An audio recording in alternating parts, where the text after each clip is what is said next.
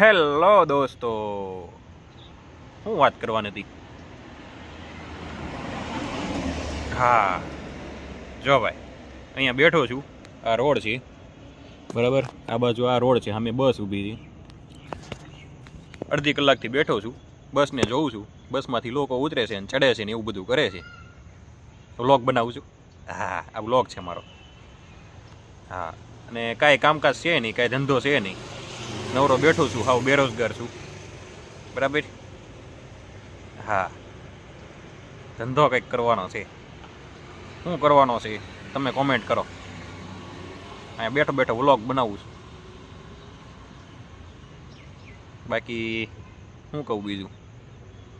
બસમાંથી જો લોકો ઉતરે છે ને જાય છે ને જાન આવી લાગે છે કોકની બહાર ગામથી ભાઈ. તો આવું બધું છે. કોન્ટેન્ટ નહોતો મળતો, સમજ્યા કાંઈ બ્લોગ બનાવવાનો. એટલે બેઠો બેઠો મેં કીધું આ જ કરવી આપણે. એકલા એકલા પછી વાત શું કરવી એમ થાય ને બ્લોગમાં. જો આવું છે બધું.